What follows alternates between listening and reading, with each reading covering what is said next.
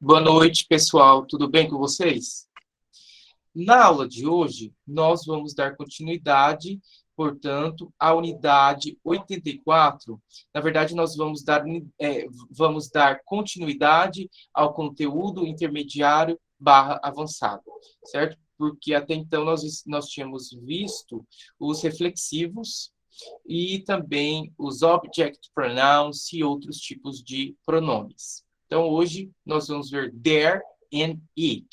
E, geralmente, eles organizam, assim, algumas coisas que geram confusão. O there e o it podem confundir as pessoas. Então, vamos começar aqui vendo quais são os contextos, né, em que nós utilizamos cada um deles. Então, aqui nós temos study this example. So, there's a new restaurant in Hill Street. Yes, I know. I've heard it's very good. So, we use there when we talk about something for the first time to say that it exists. Então, a gente vai usar o there para falar sobre algo que a gente está falando sobre a primeira vez, para dizer que aquilo existe. Por exemplo, there's a new restaurant in Hill Street. Então, há um novo restaurante na Hill Street. Próximo exemplo. I'm sorry I'm late. There was a lot of traffic. Not it was a lot of traffic. Então, desculpa por eu estar atrasado. Havia muito trânsito. O trânsito estava muito grande, né? Então, esse there was aqui quer dizer que havia, né, aconteceu nesse sentido. O último exemplo, things are very expensive now. There has been a big rise in the cost of living. Então, as coisas estão muito caras agora. Houve um grande aumento no custo de vida. Ok, então, there has been está no present perfect e também tem esse mesmo significado. Eu estou falando sobre isso pela primeira vez dentro do discurso, dentro do diálogo, e eu quero dizer que isso está acontecendo, ou aconteceu, ou tem acontecido. Ok, vamos agora para o it. It means a specific thing, place, fact, situation, etc. Okay? Então, o it já é para coisas específicas, lugares específicos, fatos específicos, situações específicas e etc. Por exemplo, we went to the new restaurant. It's very good. Então, nós fomos ao novo restaurante. Ele é muito bom. Ele quem? O restaurante. Então, eu estou falando sobre algo bastante específico, que é o novo restaurante. Então, eu estou retomando, ok? Enquanto aqui eu estava falando pela primeira vez sobre algum assunto, aqui eu estou retomando o assunto e uso o it para não ter que repetir o new restaurant ou the new restaurant. Outro exemplo. I wasn't expecting her to call me. It was a complete surprise.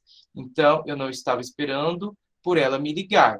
Foi completamente uma surpresa, ou foi uma surpresa completa. Então, o it se refere ao fato de que ela me ligou, né? Então, that she called me. O fato de que ela me ligou. Agora, vamos comparar os dois. Compare there and it. I like this town. There's a lot to do here. It's an interesting place. Então, aqui, enquanto nós estávamos falando sobre algo que existe, aqui nós retomamos, né, o fato de isso existir. O caso aqui, a cidade, certo? There also means to at in that place. The house is unoccupied. There's nobody living there. Okay?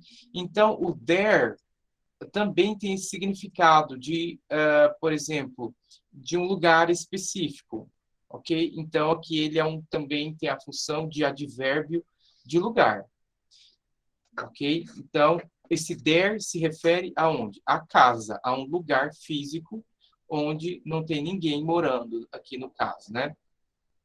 Ok, alguma pergunta sobre essa primeira parte? Ou tá tudo bem? Só tem uma pergunta ali, mas não sei se é meio besta, né? Porque tem it's, apóstrofe S, e o sem um Isso. S depois, né? Hum. Sim, mas não nessa lição, né? Mas tem o it sem apóstrofo, que a gente viu nas aulas passadas, né? A gente chegou a ver o its. Sim, com o apóstrofo S, significa que esse S é o verbo to be, né? Então, it is. Agora, o it's já é, por exemplo, um adjective. Adjective. Pode ser tanto um adjective, possessive, não, possessive adjective, ou seja, dele, né? Posse, está indicando posse, mas também pode ser um object pronoun, e outras situações também. Então, it's, com apóstrofo é it is, e o outro significa dele, né? Então, aqui é ele é, e aqui embaixo é dele, ok? Vamos então agora para a letra B. Ou alguém tem mais alguma dúvida? Ok, vamos para a letra B. You can say, there will be, there must have been, there is sure to be, there is likely to be. There must be, there should have been, there is bound to be, there is supposed to be. There might be, there would have been, there is going to be, and there used to be. Ok, então todas essas estruturas aqui, elas derivam do there be, né? O que seria o there be? É como se fosse um verbo, né? Que é o verbo haver, existir. Okay? Então, todas essas estruturas, elas estão derivando desse verbo aqui, there to be, que tem esses significados aqui. Mas aqui está no futuro, there will be, haverá. There must have been, deve ter havido. There's sure to be, com certeza existe algo. There is likely to be, provavelmente existe. There must be, deve ter algo. Deve existir algo também. There should have been, deve ter havido. There's bound to be, também é nessa tipo sure aqui. Então, there's bound to be seria a ideia de com certeza existe. There's supposed to be, então supõe-se que exista. There might be, também deve existir. Mas qual que é a diferença de might para must e para should? O might aqui é que eu não tenho tanta certeza disso. There might be, deve haver, deve existir. Mas eu não tenho tanta certeza. Ok? There should be. Aqui é a minha opinião. Eu acho que deve ter havido algo. Ok? There would have been. Já nesse caso, significa deveria, não, desculpa, teria havido, porque o would é como se fosse o futuro do pretérito no português. Então, there would have been, deveria ter existido, alguma coisa assim. There is going to be, there is going to be é o futuro, né? Haverá, existirá. E quando eu uso o is going to be, ou seja, o present continuous para fazer futuro, significa que é algo planejado, algo intencional, ok? Se não for algo intencional, aí o futuro é esse aqui, there will be. Essa é a diferença entre esses dois futuros. Então, esse aqui é um futuro intencional, é um futuro planejado. Por exemplo, there's going to be Rock in Rio in September, isn't it? Vai haver Rock in Rio em setembro, não? Eu acho que não é setembro, eu acho que é outubro, não sei. Então, por que eu estou usando there's going to be para Rock in Rio? Porque o Rock in Rio é um evento planejado. Não se faz da noite para o dia. Né? Decidiu que vai ter Rock in Rio e vai acontecer. Não. Agora, quando não é planejado, there will be. Ok. There used to be. Então, costumava haver. Okay? Então, todas essas estruturas são os vários tempos verbais em que o there to be pode vir. Vamos ver aqui o primeiro exemplo. Is there a flight to Rome tonight? There might be. I'll check online. Então, existe ou tem um voo para Roma hoje de noite? Aí a pessoa responde, deve haver, né? Deve haver, mas só que é um deve haver que a pessoa não tem muita certeza. Se ela tivesse certeza completa, total, teria que ser o must, ok? Então, must é certeza total. Aqui a pessoa não tem tanta certeza assim. Deve haver, eu irei verificar online. Ok. Alguém levantou a mão. Alan, pode falar. Tipo assim, todas essas frases aí, elas são formal, né? As pessoas falam assim, geralmente, ou aqui é mais para escrita? Ah, você fala a questão de formalidade. Não, são normais. São as formas que o dare to be pode adquirir. Não tem a ver muito com formalidade, não. Deixa eu ver se tem alguma mais específica para formalidade. Pelo que eu estou vendo aqui, não. Não, pode ser usado tanto em contextos formais quanto informais. Ok? O problema aí é porque na hora que você olha, parece uma coisa muito estranha e você tem essa sensação de que seja formal, ok? Mas não. Essas estruturas, elas são utilizadas em quaisquer contextos. Agora, geralmente, as pessoas, de fato, na oralidade, vai preferir outras coisas, porque isso aqui eu acredito que sejam estruturas muito grandes para você falar no seu dia a dia, entendeu? Então, requer mais do cérebro você formar isso aqui, essas frases. Mas não tem nada a ver com formalidade, tem a ver com praticidade, certo? Então, ok, vamos retomar aqui. O segundo exemplo, if people drove more carefully, there wouldn't be so many accidents. Então, se as pessoas dirigissem com maior cuidado, não haveriam tantos acidentes. Então, there wouldn't be, não haveria. Eu não consigo pensar, agora respondendo ao Alan, nenhuma outra forma com que eu poderia dizer isso. Haveria, existiria. Talvez com o verbo exist, mas o verbo exist é mais formal do que isso aqui, o verbo existir em inglês, porque o verbo dare to be, ele é mais informal do que o verbo exist. Por isso que a gente usa mais o verbo dare to be do que o próprio verbo exist.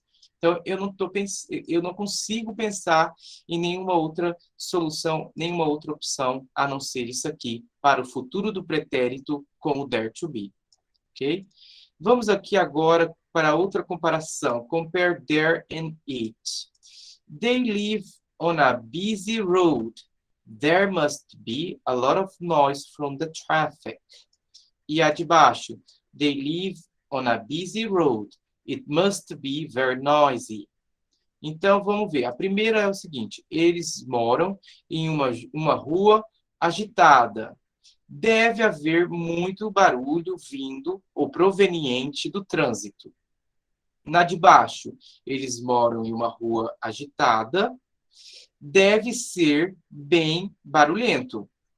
Ok? Então, perceberam a diferença entre um e o outro? Aqui no it é living on a busy road. Ok? Então, aqui no caso, it must be se refere ao fato de eles morarem nessa rua, ok? It must be. Ou seja, morar nessa rua deve ser muito barulhento. Ou seja, né, morar nessa rua, você tem contato com muito barulho. Agora, aqui na de cima, não. Aqui eu estou falando que deve haver.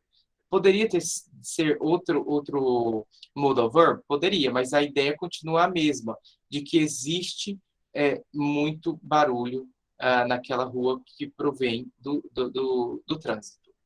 Ok, there used to be a cinema here, but it closed a few years ago. E a de baixo, that building is now a supermarket. It used to be a cinema. Então, havia, ou quer dizer, costumava haver um cinema aqui, mas ele fechou alguns anos atrás, poucos anos atrás. E na segunda, aquele prédio agora é um supermercado. Ele costumava ser, ou ele era, né, um cinema. Então, o que? Aqui o it se refere ao that building. Okay? E aqui já o there to be se refere ao fato de existir, de ter existido um cinema, onde agora é um supermercado. Ok? Próximo exemplo. There's sure to be a flight to Rome tonight. Então, com certeza existe um voo para Roma hoje à noite. E aqui embaixo, there's a flight to Rome tonight, but it's sure to be full. Então, existe ou há um voo para Roma hoje à noite, mas com certeza ele deve estar lotado. Então, o it se refere ao voo. E aqui o there's sure to be se refere ao fato de haver um voo hoje à noite, um voo para Roma. Ok, alguma dúvida na letra B? Eu sei que isso aqui às vezes é confuso, mas na hora que a gente fizer os exercícios vai ficar melhor. Ok? Se tiver alguma dúvida, é só levantar a mão ou me chamar. Ok, letter C. We say, it's dangerous to walk in the road. So, not to walk in the road is dangerous. Ok? Então, aqui é uma questão de sintaxe. It's dangerous to walk in the road. Então, a preferência é primeiro você falar o que é. Primeiro vem a desinência, digamos, a qualidade da coisa. E depois o que é a coisa de fato. Então, qual que é a qualidade aqui da coisa? É ser perigosa. É perigoso. Aí, o que é perigoso? Andar na rua. Ok? Então, primeiro vem a desinência, porque no inglês, geralmente, desinência vem primeiro, ou seja, qualidades, adjetivos, né? Então, por exemplo, se a gente quisesse falar uma rua perigosa, em português a gente fala rua e depois o perigosa. A desinência vem só depois. No inglês, não. No inglês é a dangerous road. A desinência vem primeiro. A qualidade daquela rua vem primeiro, certo? Normally, we use it at the beginning of sentences like this. Some more examples.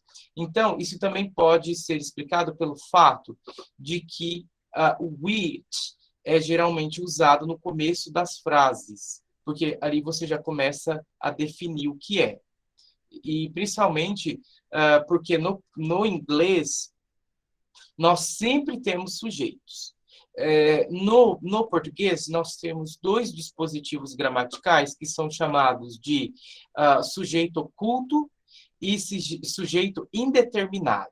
No inglês não existe isso, sujeito oculto e sujeito indeterminado. Sempre vai ter um sujeito. Por exemplo, no português nós falamos está chovendo. Quem que é o sujeito do está chovendo? Nós não colocamos o sujeito, ele é um sujeito oculto. No inglês, a mesma frase ficaria it's raining. Então, quem que está chovendo em inglês? O it. Quem que é o it? O clima, ok? Então, no inglês, o inglês ele é mais explícito do que o português. Né? No português a gente não faz isso, porque o próprio verbo ele já marca quem está fazendo aquilo. Então, está chovendo. Então, o verbo já marca, né? Então, por exemplo, se eu falo, estamos chovendo, desculpa, estamos viajando. Quem que está viajando? O nós, né? Porque o verbo já marca. Agora, no caso do inglês, não tem como. Se eu falar are traveling, quem que está viajando? Porque o are pode ser para you, pode ser para they, pode ser para we. Então, a gente tem que nós somos obrigados a colocar o we, porque no inglês não existe sujeito oculto e nem sujeito indeterminado. Okay? Então, vamos ver os exemplos que foram dados. It didn't take us long to get here. Então, não levou muito tempo para nós chegarmos aqui. Então, o que é o it aqui? A situação de não ter levado muito tempo. ok? Não é um sujeito real, digamos. É a situação que está sendo expressa como it, porque no inglês é obrigado a colocar sujeito. Próximo, it's a shame that you can't come to the party. Então, é uma vergonha que você não pode, ou que você está impossibilitada de ir à festa. Ok, Gabriela, pode falar. Qual que é a sua dúvida? Ô, Flávio, sobre usar o that, tem alguma situação específica que eu possa usar? Porque quando a gente constrói uma frase, por exemplo, essa que você leu, que é uma pena que você não vai conseguir vir à festa. Uhum. Ele fica como o quê? Mas como que eu posso usar ele? Eu posso usar sempre? Ok. Quando você pode retirar ele, você pode colocar ele. Agora, quando você pode colocar ele, nem sempre você pode retirar. E quando você não vai poder retirar? Quando ele tiver uma função relativa. Aí nós vamos ver lá nas relative clauses. Ou seja, quando nós temos duas frases em que uma é relativa à outra. Sem uma, a outra não pode fazer sentido. É impossível a outra fazer sentido. Ok? Então, nesses casos, a gente costuma não poder tirar, ok? O that. Agora, sempre que puder tirar o that, você vai poder colocar ele também, certo? Mas isso a gente geralmente vê nas relative clauses, ok? Tá bom. Mas não é tão difícil. É bastante, digamos assim, quando a gente vê o conteúdo, você consegue entender o contexto de utilização do that. Aqui, no caso, ele está entre parênteses porque dá para tirar ele. Ele não tem a função de juntar as duas, tanto quanto numa frase relativa. Porque eu achava que quando eu formulava frases usando ele, se tirasse ia perder o sentido da ideia, sabe? Que eu queria passar para a pessoa. Aí eu não Aham, sabia, era mais aham. intuitivo. Não. Quando você tirar ele e fizer diferença e mudar o significado, aí você vai perceber, entendeu? Dá para perceber, é evidente. Você tirou o that e daí a frase fica desconfigurada.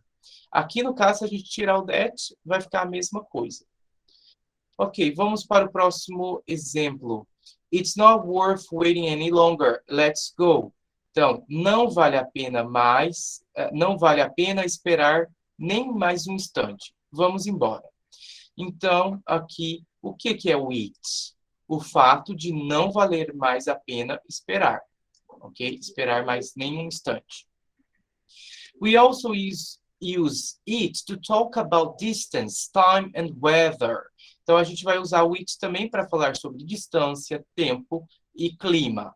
How far is it from here to the airport? Então, quão distante fica, né, este lugar até o aeroporto? Então, o it aqui relaciona-se à distância.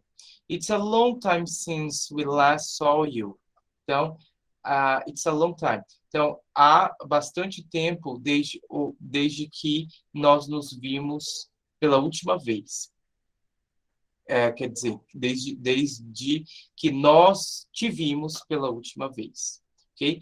Isso aqui realmente acontece pelo fato de, no inglês, nós sempre termos que colocar sujeito. Então, no português, quando a gente está falando de distância, a gente não coloca sujeito. Por exemplo, fica distante, a sua casa fica distante da minha? Ok, nesse caso é a casa que é o sujeito, né? Mas, por exemplo, quando eu falo é muito longe, nesse caso, o que é muito longe? A própria distância. No inglês, eu teria que colocar it. It's too far. É muito distante. E assim também vale para o tempo, vale para o clima. It's raining, está chovendo. Então, esse it se refere ao fato de estar chovendo, se refere ao fenômeno da natureza chuva, nesse caso. Ok, agora vamos fazer aqui uma comparação, outra comparação nesse contexto aqui da letra C. Compare it and there. It was windy, but there was a cold wind. Então, it was windy estava ventando muito, né? Estava ventando. Mas se eu digo there was a cold wind, significa havia ou existia um vento frio. Okay? Então, a pessoa sentiu e disse isso aqui. There was a cold wind. Okay? Então, esse aqui é mais mais no sentido de existir, haver. Okay? Alguma dúvida até aí, pessoal? Podemos ir para os exercícios.